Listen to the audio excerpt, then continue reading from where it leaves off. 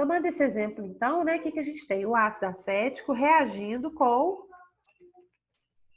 hidróxido de sódio. Vamos escrever a reação? O ácido acético, né, SH3COH.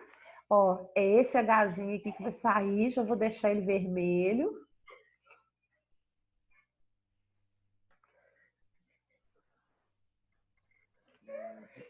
Com NaOH. Nessa reação, a gente vai ter como resultado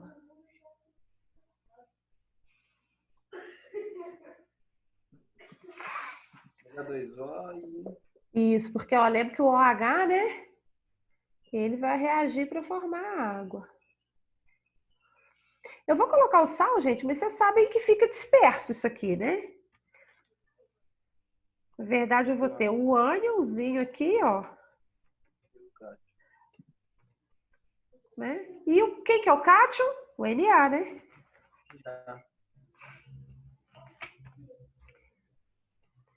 E a outra espécie formada é a água, resultante da interação do H+ que veio do ácido com o OH que veio da base. Então, essa é a reação. Por que eu estou insistindo em fazer as reações, gente? Na nossa prova eu tenho que colocar para vocês já identificarem, né? Eu estou insistindo em fazer as reações, que mesmo que, como a gente está fazendo a prova online, vocês não vão ter que fazer reação, mas é importantíssimo a gente saber de onde que as coisas saem. Não dá para simplesmente falar, é fulano, ah tá, o cálculo é isso, aquilo, mas tá, da onde que veio, da onde que saiu, né? Bom, no ponto de equivalência, que é onde termina a titulação, na verdade é onde termina a reação, o que tem que acontecer? A gente tem que ter a quantidade de ácido igual à quantidade de base. Como que a gente trabalha com essas quantidades dentro de química? Como é que a gente trabalha com quantidade dentro de química? Com mol, né? Então, o número essa base tem que ser igual a... de mol do ácido, isso, tem que ser igual ao número de mols da base. Eu vou descer isso aqui, vou mudar aqui que ficou no meu número, ficou errado. Aqui, né? Ponto de equivalência, o que tem que acontecer? Essas quantidades têm que ser iguais. Número de mol do ácido tem que ser igual ao número de mols da base. Pessoal, isso aqui já foi falado semana passada. É a regra para ácido forte com base forte. É a regra para ácido fraco com base forte. É a regra para qualquer titulação ácido-base. Tá bom? O que vai ser o número de mols do ácido? A concentração desse ácido. Aí lembra que eu estou pegando lá da fórmula, né? A fórmula é concentração. Aqui não sei se vai, aceita. A concentração do ácido vezes o volume desse ácido. Isso aqui vem da fórmula, né? A fórmula é concentração igual a N, que é o número de mols, dividido por V. Rearranjando a fórmula, a gente tem isso. Eu vou caminhar com isso aqui para ficar bem um debaixo do outro.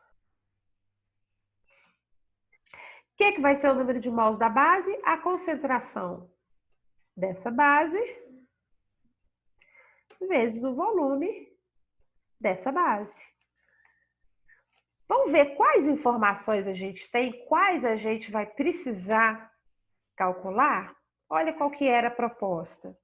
Vou trazer para cá, só para ficar tudo numa mesma folha, para nós termos facilidade de visualizar. Ixi, gente, fiz coisa errada. Deixa eu voltar. Aí, aqui, ó. É aqui que nós estamos. Boa. Então, gente, agora vamos trabalhar aí com essa equação utilizando os valores que nós temos dados no exemplo. O que é a concentração do ácido? Qual que é? Estou procurando. A gente não sabe. Nós vamos ter que descobrir. A concentração não, do ácido a gente não sabe, ó. Não falou, não. Leia lá no enunciado. Não tem concentração do ácido. Ela é a nossa incógnita. E qual que é o volume do ácido? Tem. Volume, sim. Já vou deixar em litros aqui, tá? Trabalha em litro? Aqui, eu cheguei a fazer semana passada, não interfere porque dos dois lados a gente está com volume na mesma unidade. Mas eu tô utilizando esse critério de pôr em litros, uma vez que concentração em mol por litro, né? Beleza, vamos para os outros dados aqui no outro lado da equação. Qual que é a concentração da base? 0,1. Isso, ó, a concentração da base aqui. Gente, concentração é a grandeza cuja unidade é mol por litro. Como é calculado? E o volume da base? 0,53. Isso. Depois. Está em litros.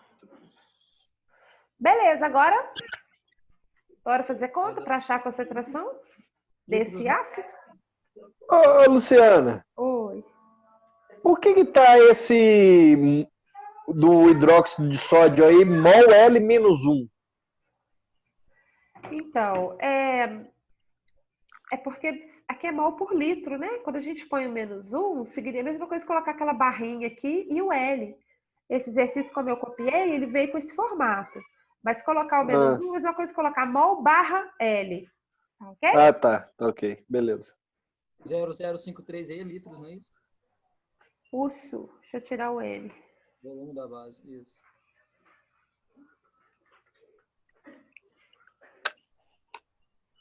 Ih, essa concentração ficou boa, não. Ah, ficou boa.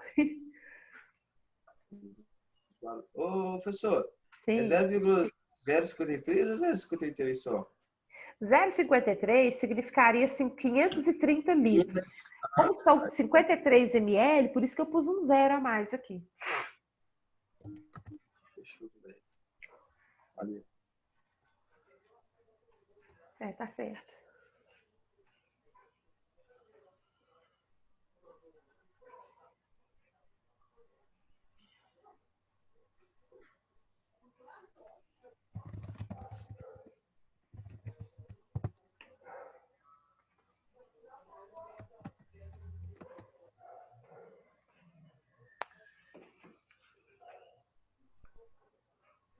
Luciano, vai dar 0,053? Isso, certinho. Aqui, como o ácido era um 100 ml redondo, né?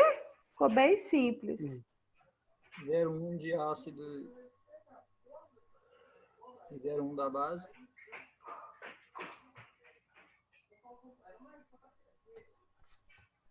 Isso aí, pessoal. Qual que vai ser a unidade aqui?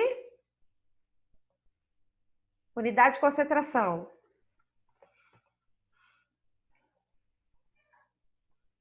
Miligrama por litro? Mol por litro. Aqui como é concentração sistema internacional, né? E aqui, ó, daqui a gente usou mol por litro. Se a gente está fazendo uma equação que compara esses valores, mol por litro, ok? Beleza. Bom, pessoal, o cálculo é o mesmo, né? Para quem estava semana passada, ficou até repetitivo, né? Mas o caminho do cálculo é o mesmo, tá bom? Ô, Luciana, Sim. pode ocorrer de, em vez de te dar concentração, te dar massa e você tem que transformar alguma coisa assim? Ou não? Ô, Gisele, na verdade, sim, nos exercícios tem como montar desse jeito. Por que pra gente acaba não sendo o foco? Porque, na verdade, o nosso objetivo não é só fazer a conta, seria fazer a determinação, né? Entendi. Seria ir lá para o laboratório e fazer a titulação. Aí, quando você faz a titulação, o que você vai ter é volume e concentração mesmo. Na verdade, se você quisesse falar assim, qual que é a massa de ácido que está presente aqui? Teria como. É porque às vezes não vai ter hora que você vai precisar de dissolver alguma coisa para titular. Tá, isso é quando a gente... Aí no caso você vai pesar, né? Isso. Aí é quando você prepara a solução do titulante. Na verdade, você teria que estar preparando ali aquele esquema que eu falei na aula anterior, o padrão primário, ele tem tais características, e aí, então, eu vou pesar o padrão primário, aí dele, sim, a gente usa massa. Ah, sim. Sei lá. Entendi. O Flávio vai dar merda, lá dele. Gente, olha só.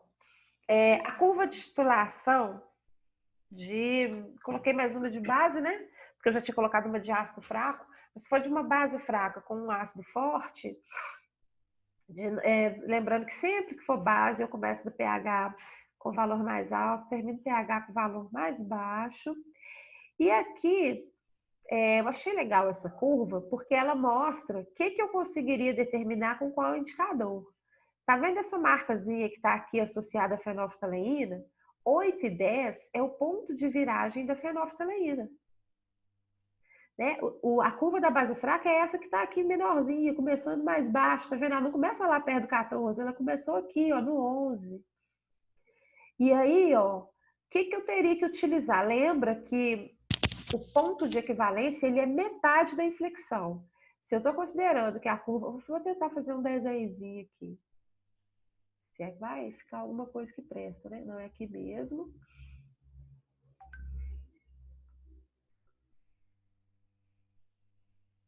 Tentar fazer uma linha aqui por cima. Ih, mas eu quero a linha colorida. Vamos ver se ela vai sair colorida. Tá saindo azulzinha, mas ela tá tão fraquinha. Deixa eu ver se eu aumento a espessura dela aqui. Eu quero ela assim. E eu quero vermelho também, para destacar. Ô, Luciana. Oi. Então, no caso, para determinar qual o indicador que usa, você tem que saber o pH da... Não, você tem só que saber se é base forte ou base fraca. Ah, Se é ácido forte ou ácido fraco. Essa informação tem que ter, senão você não consegue pegar o indicador certo, não. Bom, gente, essa curva aqui que é a curva da base fraca, porque ó, ela começa mais abaixozinho, né? Então, o que acontece? Essa aqui é a inflexão. Metade dessa inflexão é que vai ser, então, onde a gente vai ter o ponto de equivalência. Então, o nosso indicador aqui não ia ser fenolftaleína, não, porque a inflexão, a metade dela, ela é aqui. Teria que ser o vermelho de metila, né? Achei legal essa curva, ela mostra até onde que seria a viragem alaranjada de metila, né? Eu precisaria estar com uma base mais fraca ainda. Sempre eu vou escolher um indicador que tenha faixa de viragem que contemple o meu ponto de equivalência, que é a metade da inflexão da curva. E aqui é uma comparação entre curva de titulação de amônia, que é essa aqui de baixo, que eu destaquei no vermelhinho, com a de NaOH, que já é uma base forte. Aqui está até marcando, né? NaOH, NH3. Lembrando que a amônia, gente, vai ficar na forma de hidróxido de amônio, né? Muito bem. Ácidos polipróticos. É ácido que tem mais de um H+. Então, quando a gente vai estar... dá para fazer determinação por titulação? Dá, mas tem alguns critérios que têm que ser observados. Eu preciso ter uma diferença entre a primeira e a segunda constante desse ácido. Eu vou comentar aqui embaixo, vou fazer junto com vocês as equações para a gente entender o que são essas constantes e aí depois a gente vai conseguir entender como é que a curva fica. Mas o cálculo, de novo, é a mesma coisa, só que a gente tem que fazer um cálculo para o primeiro H, que está saindo do ácido, e para o segundo. Porque quando o ácido tem 2 hidrogênios, tem uma primeira etapa em que apenas um hidrogênio está sendo ionizado, e na segunda etapa, o segundo hidrogênio é ionizado. Se fosse um ácido que tem 3 hidrogênios, primeira, segunda e terceira etapa. Cada hidrogênio sai num determinado valor de constante de equilíbrio, a partir de um determinado valor de constante de equilíbrio. Tá bom? Quando aqui é 10A3. Ficou faltando o subscrito. Quando a relação entre esses Kas desses ácidos ela é maior que 10A3, eu considero praticamente que está saindo tudo junto, porque é muito próximo à liberação, à ionização desses H+. Mas na maioria dos casos isso não vai acontecer, a gente vai ter que trabalhar com eles separadamente. Então aqui tem um exemplo, opa, fui no sobre. De um ácido, tá hipotético aqui, mas é comum que a gente tenha ácidos com essas diferenças de Ka. O ácido sulfúrico mesmo dá uma diferença de Ka que é maior, né, aí aquém desse limite de 10 a menos 3, de 10 a terceira. E aí vamos entender o que é esse Ka. São as constantes de equilíbrio de ácidos que a gente chama de constante ácida ou constante de dissociação ácida. A gente pegou aqui um ácido hipotético. Olha só como que a gente entende essas constantes. O que é isso que eu estou falando para vocês? Que cada hidrogênio sai em uma etapa. Gente, essas etapas são rápidas, tá? Não é assim, um hidrogênio desprendeu, dali 1 minuto outro desprende, são rápidas, mas elas acontecem separadamente. Bom, quando a gente pega um ácido que tem 2 hidrogênios e coloca ele em água, é parecido com aquela situação que eu citei ontem para vocês, que vai estar na gravação da aula de ontem. O exemplo que estava lá era do ácido fosfórico, que é o H3PO4. O que vai acontecer é que, num primeiro momento, esse ácido libera apenas um dos seus hidrogênios e o outro hidrogênio, ele vai ficar aqui, junto com o ânion. Opa, o ácido com acento. Ele vai ficar junto com o ânion. Ó, tinha H2A, um hidrogênio não larga do ânionzinho, que é o A, não. Ok? Bom, essa primeira etapa é um equilíbrio, então, né? Concentração dos produtos em função da concentração do reagente. E essa constante tem um valor, que é esse Ka1. Para o nosso caso aqui, 1 vezes 10 a menos 3.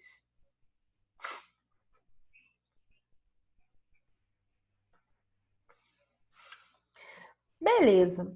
No segundo momento, a gente vai esse H que ainda ficou preso no ânion aqui, ele também vai ser liberado na solução. Quando ele é liberado na solução, é porque isso aqui não quer sumir. Pronto, resolvido. Quando ele é liberado na solução, o que vai acontecer é que aí sim eu vou ter um segundo equilíbrio acontecendo lá na minha solução.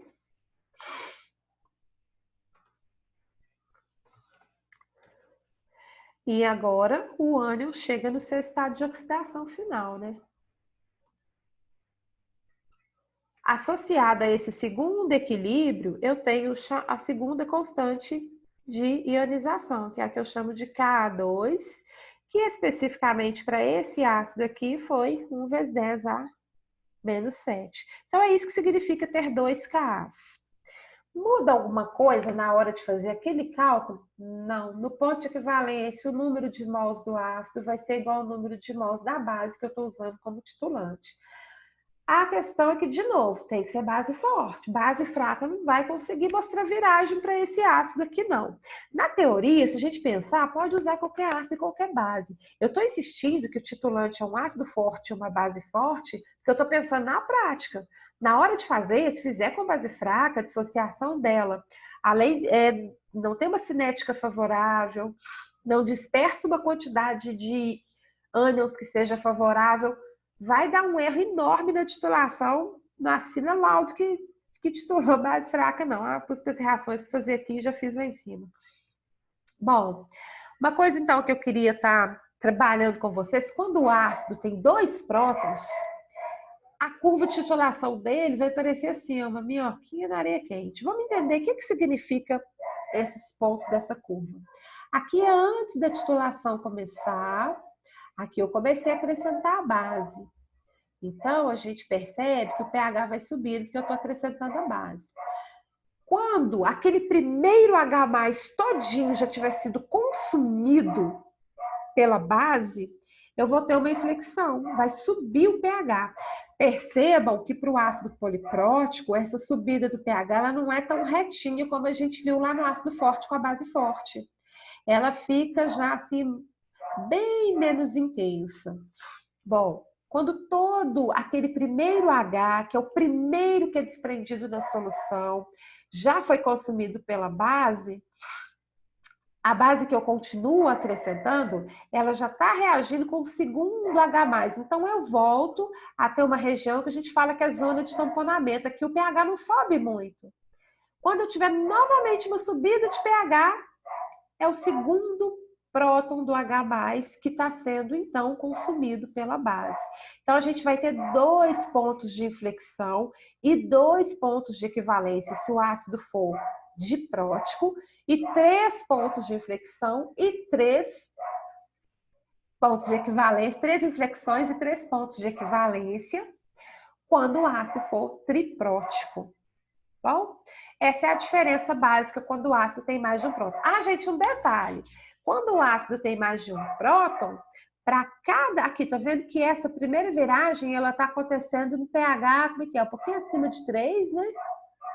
pH aí, sei lá, 3,8, 3, perto de 3, e tá indo até 6, mais ou menos. Eu vou ter que escolher um indicador que tem viragem nessa faixa. Quando eu tô pensando lá no segundo H+, ó, ele já começa a virar na faixa da base, ó, de 8 até mais ou menos 11,5 por aí. Eu vou ter que escolher um indicador nessa segunda faixa. Então, a gente usa mais de um indicador. Já fiz esse tipo de titulação. Até quando a gente trabalha com... Existem autores que falam, se eu for usar como titulante ácido fraco, a base fraca, eu vou usar mistura de indicadores. Ô, gente, esse negócio de mistura de indicador dá erro, o negócio não fica bom, não. Aqui a gente não põe tudo de uma vez, não. Tá? A gente põe o primeiro indicador, assim que tem a primeira viragem, que já deu a cor, que a gente continua acrescentando a base, né? Aí que a gente tem, então, a utilização do segundo, tá bom? É mais complexo de fazer, de cálculo é a mesma coisa, não muda, não tem nenhum grau de complexidade diferente, mas para realizar o procedimento é um pouquinho mais complexo, dá mais chance de erro, então nem sempre a gente escolhe essa técnica para determinar ácido poliprótico, não, né? Aí a gente vai ter outras possibilidades, tá bom? Bom, pessoal, deixa eu ver aqui para baixo. Esse foi o que eu tinha colocado realmente por último aqui. Esse material aqui agora eu vou disponibilizar para vocês, eu vou colocar em PDF e vou estar colocando aí no grupo, tá? Se vocês já quiserem deixar ele de alguma forma já separado para vocês utilizarem para fins de estudo, para fins de consulta. Também de analítica, como eu já tinha dito, na próxima semana, no dia da aula, eu vou colocar lá o estudo dirigido, que é legal já para usar como caminho de estudo para a prova, né? Então, já vai ser no mesmo estilo das questões que vão estar na prova. O estudo dirigido eu vou avaliá-lo como se fosse um exercício, mas reforçando de novo, não é um exercício, então ele vai ficar aberto até o dia da prova. Quem não puder fazer na próxima aula, na aula de analítica da semana que vem, na quinta da semana que vem, pode estar desenvolvendo ele outro dia, em outro horário. Na sexta-feira dessa semana agora, amanhã, eu vou disponibilizar para vocês um vídeo de um procedimento de titulação ácido básico, indo até o final, que é a determinação. E aí vai ter um trabalhinho associado a ele também. Vai ser meu segundo trabalho, né? Eu tinha falado com vocês que iam ser 2 trabalhos, cada um referente a uma técnica, um de gravimetria, um de ácido base, e mais o estudo dirigido. O que mudou é que o estudo dirigido eu vou valorizar como exercício, mas só essa que foi a mudança que a gente teve, tá bom?